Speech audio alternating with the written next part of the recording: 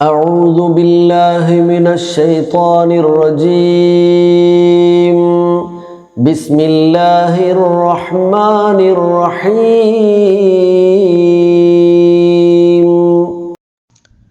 الحمد لله الذي هدانا وما كنا لنهتدي لولا أن هدانا الله الصلاة والسلام على رسول الله. സ്നേഹം നിറഞ്ഞ വിശ്വാസി സഹോദരങ്ങളെ, വിശുദ്ധ ഖുർആൻ വെളിച്ചം പഠിതാക്കളെ, അസ്സലാമു അലൈക്കും വറഹ്മത്തുള്ളാഹി. അധ്യായം 34 അസ്സബ, 12ാമത്തെ സൂക്തം. ചില കാര്യങ്ങൾ ശ്രദ്ധയിലേക്ക് കൊണ്ടുവരികയാണ്. അനുഗ്രഹങ്ങളോട് നന്ദി കാണിക്കുന്നതിന് ആദ്യത്തെ ഒരു ഉദാഹരണം എന്ന നിലക്ക് ഈ അധ്യായത്തിൽ പരാമർശിച്ച പ്രവാചകൻ അത് ദാവൂദ് നബി അലൈഹി സ്വലാത്തു വസ്സലാമയാണ്. അദ്ദേഹം രാജാവായിരുന്നു, അള്ളാഹുവിൻ്റെ ഏറെ ഇഷ്ടപ്പെട്ട ഒരു ദാസനുമായിരുന്നു. ശേഷം ഒരു രണ്ടാമത്തെ ഉദാഹരണം എന്ന നിലക്ക് അദ്ദേഹത്തിൻ്റെ തന്നെ മകനും പ്രവാചകനും രാജാവുമൊക്കെയായിരുന്ന സുലൈമാൻ അലൈഹി സ്വലാത്തു വസ്സലാമയെ പറ്റിയാണ് അള്ളാഹു പറയുന്നത്.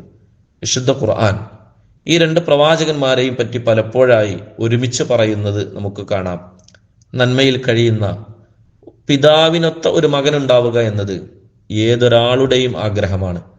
ആ ഭാഗ്യം കൂടി സിദ്ധിച്ച ഒരു പ്രവാചകനായിരുന്നു, നല്ല ഒരു പിതാവായിരുന്നു ദാവൂദ് നബി അലൈഹി സ്വലാത്തു വസ്സലാം എന്ന് ഈ ഒരുമിച്ച് പരാമർശിക്കുന്നതിൻ്റെ പിന്നിലുള്ള ആ നന്മയെ അല്ലെങ്കിൽ ആ ഒരു സന്ദേശത്തെ പറ്റി നമുക്ക് വായിക്കാമെന്നാണ്.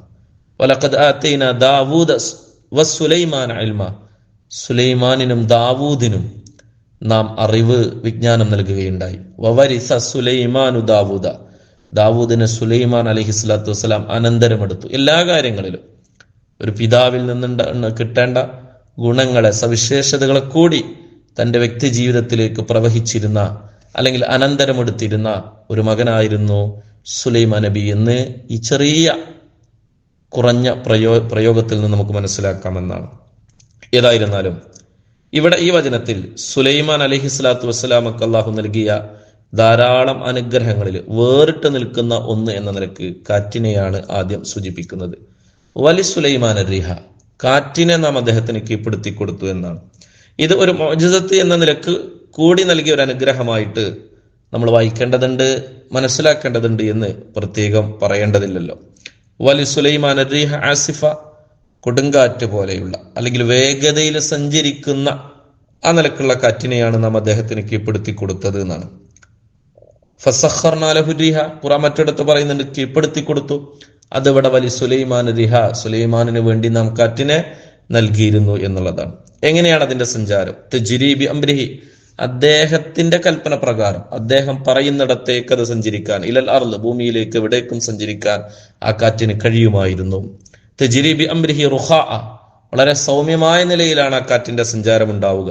ഹൈസു അസ്വാബ്, എവിടേക്ക് അദ്ദേഹം ഉദ്ദേശിക്കുന്നിടത്തേക്ക് എന്ന് സൂറത്ത് സ്വാദിൽ കാണാമെന്നുള്ളതാണ്. രണ്ട് കാര്യങ്ങളെ മനസ്സിലാക്കുക. ഒന്ന്, സുലൈമാൻ അലൈഹി സ്വലാത്തു വസ്സലാം ആഗ്രഹിക്കുന്നിടത്തേക്ക് അദ്ദേഹത്തിന്റെ നിർദ്ദേശത്തിനനുസരിച്ച് കാറ്റിന് യാത്ര ആരംഭിക്കാനും മടക്കത്തിലേക്ക് വരാനും ആ ഒരു യാത്രയെ ക്രമീകരിക്കാനൊക്കെ കഴിഞ്ഞിരുന്നു എന്ന് വചനത്തിൽ നിന്ന് വളരെ സുവ്യക്തമായി ബോധ്യപ്പെടുന്ന ഒരു കാര്യമാണ്.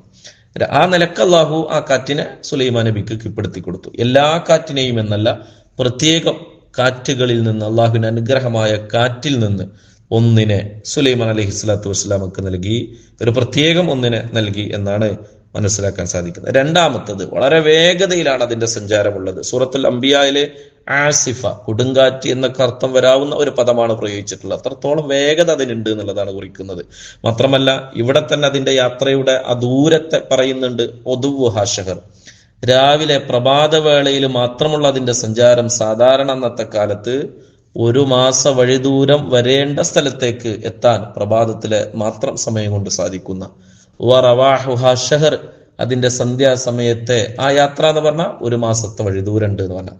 അങ്ങനെ പറഞ്ഞാൽ സുലൈമാൻ അലൈഹി സ്വലാത്തു വസ്സലാമിന്റെ കാലഘട്ടത്തില് 2 മാസം കൊണ്ട് യാത്ര ചെയ്ത് വരേണ്ട ഒരു സ്ഥലത്തേക്ക് പോകാനും തിരിച്ചു വരാനും ഒക്കെ ആയിട്ട് 2 മാസം എടുക്കുന്ന ഒരു സ്ഥലത്തേക്ക് സുലൈമാൻ അലൈഹി സ്വലാത്തു വസ്സലാം കാറ്റിന്റെ സഹായത്താൽ കേവലം 1 ദിവസം കൊണ്ടോ അല്ല, ശരിക്കുള്ള പ്രയോഗം നോക്കിയാൽ ഒരു ദിവസത്തിന്റെ പകലിന്റെ പ്രഭാതവേള കൊണ്ടും സന്ധ്യാവേളയിലുമായി അദ്ദേഹം പോയി പോരാൻ കഴിയുന്ന നിലക്ക് ഒരു ഭാഗ്യം കിട്ടിയ മുഅ്ജിസത്ത് ലഭിക്കപ്പെട്ട പ്രവാചകനായിരുന്നു എന്നാണ് മനസ്സിലാക്കുന്നത്. അപ്പോൾ ഇവിടെ ആ വഴി ദൂരത്തെയാണ് സൂചിപ്പിക്കുന്നത്.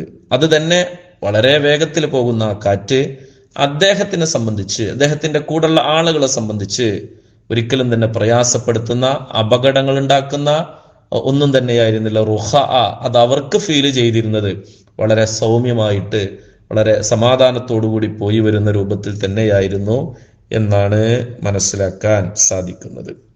ഇനി സുലൈമാൻ അലൈഹി സ്വലാത്തു വസ്സലാമിന്റെ യാത്ര അതെപ്രകാരമായിരുന്നു വ്യക്തമായിട്ട് ആയത്തുകളിലോ ഹദീസുകളിലോ ഒന്നും വിശദീകരിക്കുന്നില്ലെങ്കിലും പണ്ഡിതന്മാർ പറയുന്നുണ്ട്, അദ്ദേഹത്തിന് ആവശ്യമുള്ള അദ്ദേഹത്തിന്റെ സിംഹാസനമോ തേരോ ഇങ്ങനെയുള്ളത് എന്തെങ്കിലുമൊക്കെ അദ്ദേഹം ഒരുക്കി വെച്ചിട്ട് അതിൽ അദ്ദേഹം ആ നിലക്ക് ഉപവിഷ്ടനായി ശേഷം അദ്ദേഹത്തിന് വേണ്ട പരിവാരങ്ങളും അതുപോലെ തന്നെ വസ്തുവകകളെല്ലാം ഒരുമിച്ച് കൂട്ടിയതിനു ശേഷം ആ കാറ്റിനോട് യാത്ര പുറപ്പെടാൻ പറഞ്ഞാൽ ഇതൊക്കെയായിട്ട് ആ കാറ്റ് ഒരുമിച്ച് കൊണ്ടുപോകുന്ന രീതിയിലായിരുന്നു എന്നാണ് അതിനെപ്പറ്റിയുള്ള വ്യാഖ്യാനങ്ങളൊക്കെ തഫ്സീറുകളിൽ വായിച്ചു കാണുന്നത്. അല്ലാഹു അഅലം. ഏതായാലും വചനത്തിന്റെ മറ്റൊരു ഭാഗത്തേക്ക് പോകാം. സുലൈമാൻ അലൈഹി സ്വലാത്തു വസ്സലാമക്ക് നാം ആ ഒരു ചെമ്പു ദ്രാവകത്തിന്റെ അയിന്, അതിന്റെ ഒരു ഉറവ അത് തന്നെ ഒഴുക്കി കൊടുത്തിരുന്നു എന്ന് പറയുന്നുണ്ട്. അദ്ദേഹത്തിന് വേണ്ടുവോളം ചെമ്പിന്റെ നിക്ഷേപങ്ങളാൽ സമൃദ്ധമാക്കി അള്ളാഹു ആ രാജ്യത്തെ ആ പ്രദേശങ്ങളെ മാറ്റിയിരുന്നു എന്നാണ്. അതല്ലെങ്കിൽ ആവശ്യമുള്ളത് ശേഖരിക്കും വിധം വേണ്ടത്ര അത് ഭൂമിക്കടിയിൽ നിന്ന് വെള്ളം ഉറവൊഴുകുന്നത് പോലെ ഒഴുകിയെത്തിയിരുന്നു. ആ നിലക്കുള്ള ഒഴുക്കുണ്ടായിരുന്നു. അപ്പോൾ അത് അവർ ശേഖരിച്ചെടുക്കുന്ന രീതിയിലായിരുന്നു എന്നും ഈ നിലക്ക് പ്രസ്താവിച്ച് കാണുന്നുണ്ട്. ഒന്നുകിൽ അത് സമൃദ്ധമായ ഒരു നിക്ഷേപങ്ങൾ എന്ന നിലക്ക് ആ രാജ്യത്ത് ഒരുക്കി കൊടുത്തു എന്നുള്ള വ്യാഖ്യാനം നൽകിയവരൊക്കെ ഉണ്ട്. ഏതായിരുന്നാലും അദ്ദേഹത്തിന് സാധാരണയിൽ കവിഞ്ഞ് എന്തൊക്കെയോ ഒരു വ്യത്യസ്തമായി ചെമ്പിന്റെ വിഷയത്തിൽ അല്ലാഹു അനുഗ്രഹങ്ങളായി നൽകിയിരുന്നു. നമുക്കൊന്നും പരിചിതമല്ലാത്ത രീതിയിൽ ആ ചെമ്പിനെ ശേഖരിക്കാനും അതിനെ ഉപയോഗപ്പെടുത്താനും ഉപകാരമെടുക്കാനൊക്കെ അള്ളാഹു അദ്ദേഹത്തിന് സുലഭമായി നൽകിയിരുന്നു എന്നുള്ളതാ. നേരത്തെ അദ്ദേഹത്തിന്റെ പിതാവിന്റെ വിഷയത്തിൽ ഇരുമ്പിനെ വളരെ കൈകളെ കൊണ്ട് ഉപയോഗിക്കാൻ കഴിയുന്ന രൂപത്തിൽ ലോലമാക്കി കൊടുത്തിരുന്നു എന്ന് പറഞ്ഞതുപോലെ ചെമ്പിന്റെ വിഷയത്തിൽ പ്രത്യേകമായിട്ട് അതിനെ ശേഖരിക്കാനും അതുമായി ഇടപെടാനും അതിന് വേണ്ട കാര്യങ്ങൾ അതുകൊണ്ടൊക്കെ നിർമ്മിക്കാനുള്ള ഒരു ഭാഗ്യം അദ്ദേഹത്തിന്റെ വിഷയത്തിൽ ഒരു അനുഗ്രഹമായി അള്ളാഹു നൽകിയിരുന്നു എന്നാണ് കാണാൻ കഴിയുന്നത്. മൂന്നാമത്തെ ഒരു അനുഗ്രഹത്തെ കൂടി പറയാം. അവിടെ അദ്ദേഹത്തിന് വമിനൽ ജിന്നി മയ്യഅമലു ബൈന യദൈഹി, അദ്ദേഹത്തിന് വേണ്ട ആ ഒരു കാര്യങ്ങൾ ചെയ്തു കൊടുക്കാൻ ജോലി ചെയ്യുന്ന ആളുകളായി, അദ്ദേഹത്തിന്റെ മുമ്പിൽ വെച്ച് തന്നെ അദ്ദേഹത്തിന് വേണ്ടി പ്രവൃത്തി ചെയ്യുന്ന ആളുകളായി ജിന്ന് വർഗത്തെ അള്ളാഹു കീഴ്പ്പെടുത്തി കൊടുത്തിരുന്നു എന്നാണ്. ഇതും ഒരു അസാധാരണമായ നിലക്ക് സുലൈമാൻ അലൈഹി സ്വലാത്തു വസ്സലാമക്ക് അള്ളാഹു നൽകിയിട്ടുള്ള ഒരു അനുഗ്രഹമാണ്, ഒരു ദൃഷ്ടാന്തമാണ് എന്ന് തന്നെയാണ് ഖുർആൻ ഓർമ്മപ്പെടുത്തുന്നത്. ജിന്ന് വിഭാഗത്തിന് ആ ജിന്ന് വിഭാഗത്തെ മനുഷ്യർക്ക് കീഴ്പ്പെടുത്താനോ അവരെ കൊണ്ട് തങ്ങളുടെ ഇംഗിതത്തിനനുസരിച്ച് വേല ചെയ്യിപ്പിക്കാനോ ഒന്നും തന്നെ ഒരാൾക്കും സാധ്യമല്ല. എന്നാൽ അള്ളാഹു അപ്രകാരം കൽപ്പിക്കുക ചെയ്താൽ അത് ആ നിലക്ക് അസംഭവ്യമായ കാര്യവുമല്ല എന്നതാണ്. ഇവിടെ സുലൈമാൻ നബിയുടെ വിഷയത്തില് ജിന്ന് വർഗത്തിൽ നിന്ന് ഒരു വിഭാഗത്തെ അള്ളാഹു അപ്രകാരം അദ്ദേഹത്തിന് വേണ്ടി വേലകൾ ചെയ്യും വിധത്തിൽ കീഴ്പ്പെടുത്തി കൊടുത്തിരുന്നു എന്ന് തന്നെയാണ് മനസ്സിലാക്കാൻ സാധിക്കുന്നത്. ഇനി കീഴ്പ്പെടുത്തി കൊടുത്ത ജിന്ന് വർഗത്തിൽ നല്ല ജിന്നുകളും ചീത്ത ജിന്നുകളും ഉണ്ടായിരുന്നു എന്നും, അതല്ല ജിന്ന് വർഗത്തിലെ പിശാചുക്കളെ മാത്രമായിരുന്നു അവർക്ക് ഒരു ശിക്ഷ എന്ന നിലക്ക് ഈ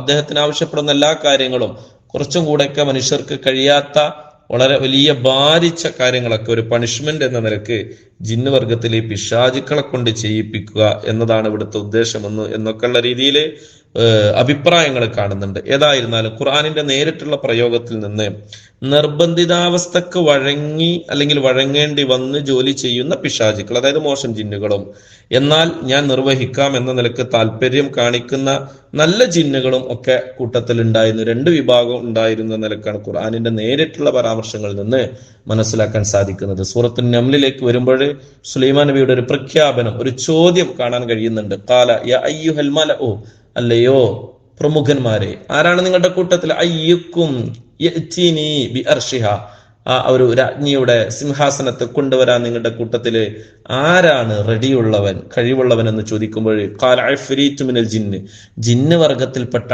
ഇഫ്രീത്ത്, ഒരു പ്രമുഖൻ അല്ലെങ്കിൽ ഒരു മല്ലനായ ഒരുത്തൻ പറഞ്ഞു, അന ആതീക ബിഹി, ഞാൻ കൊണ്ടുവന്നു തരാം, ഖബല അൻ തഖൂമ മിൻ മഖാമിക, നിങ്ങളുടെ സിംഹാസനത്തിൽ നിന്ന് നിങ്ങൾ ഉയരെണീക്കുന്നതിന് മുമ്പായി, വ ഇന്നി അലൈഹി, എന്നിട്ട് ഇഫ്രീത്ത് പറയുന്നുണ്ട്, വ ഇന്നി അലൈഹി ലഖവിയ്യുൻ, എനിക്കത് കൊണ്ടുവരാനുള്ള എല്ലാവിധ ശക്തിയും എനിക്കുണ്ട്, അമീൻ, ഞാൻ വിശ്വസ്തനാണ് എന്നും പറയുന്നുണ്ട്. അപ്പൊ ഒരു നല്ല ജിന്നിന്റെ ക്വാളിറ്റിയാണ് അവിടെ വിശേഷിപ്പിക്കുന്നു എന്ന കാരണത്താൽ സ്വാഭാവികമായി അദ്ദേഹത്തിന് ആ ഒരുക്കിപ്പെടുത്തി കൊടുത്ത ജിന്ന് വർഗത്തിൽ നല്ലവരും ഉണ്ടായിരുന്നു.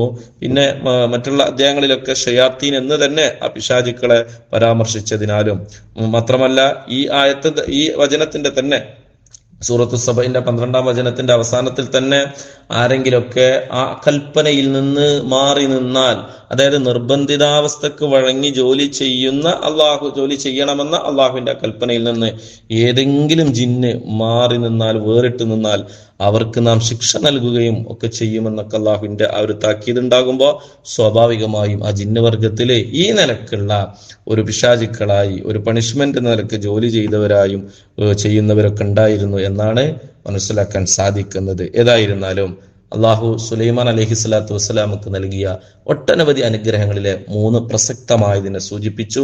കാറ്റിനെയും ചെമ്പ് ദ്രാവകത്തെയും ജിന്നുവർഗത്തെയും എന്നുള്ളതാണ് ഈ അധ്യായത്തിൽ നിന്ന് മനസ്സിലാക്കാൻ സാധിക്കുന്നത്. ശേഷം വരുന്ന കാര്യങ്ങൾ ഇൻഷാ അള്ളാഹ് സൂചിപ്പിക്കാം. അള്ളാഹു അനുഗ്രഹിക്കട്ടെ. അസ്സലാമു അലൈക്കും വറഹ്മത്തുള്ളാഹി വബറകാതുഹു.